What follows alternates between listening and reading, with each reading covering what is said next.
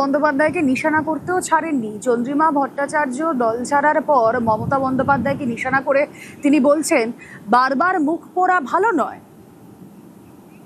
পারিবারিক private limited কোম্পানিতে মানে মালিক ছাড়া আর কারুর ওপরই হচ্ছে ভরসা রাখা যায় না। কর্মচারীদের নানান আছিলায় অপমান করা, তাদের ডিমিন করা। চন্দ্রিমা ভট্টাচার্য তিনি বারবার বলেছেন যে তার আনুগত্য নিয়ে প্রশ্ন উঠেছে।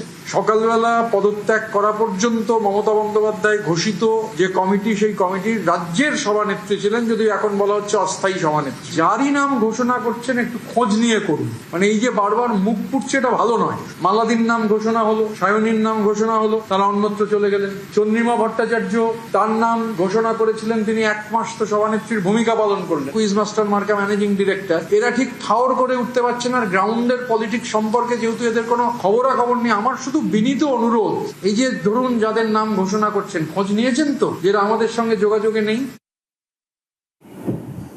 মমতা তৃণমূল বারবার এই নব তৃণমূলকে বেঈমান বলছে, কিন্তু ঋতব্রত বন্দ্যোপাধ্যায় তিনি প্রশ্ন তুলেছেন, বেঈমান কারা?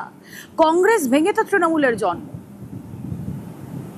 এত লোক বেঈমান শুরু হয়েছিল তো আমাকে আর সন্দীপনকে দিয়ে। এই বেঈমান খুঁজতে খুঁজতে যদি হাতে খালি পেন্সিল থাকে, বেঈমানি গদ্দারি কথা বলতে হলে একটা রাজনৈতিক দল থেকে অন্য রাজনৈতিক দলে যাওয়ার ব্যাপার হলে, তো এই যে তৃণমূল কংগ্রেস তৈরি হয়েছে, তৃণমূল কংগ্রেস তৈরি হওয়ার আগে যারা তৃণমূল কংগ্রেস তৈরি করেছেন তারা তো কংগ্রেস করতেন। যে চন্দ্রিমা ভট্টাচার্যকে সব দেওয়া হয়েছে। আমরা যদি বলি যারা তৃণমূল কংগ্রেস তৈরি করেছিলেন, রাজীব গান্ধী তাদের সব দিয়েছিলেন। কাঁচের ঘরে বসে ঢিল ছুটতে নেই।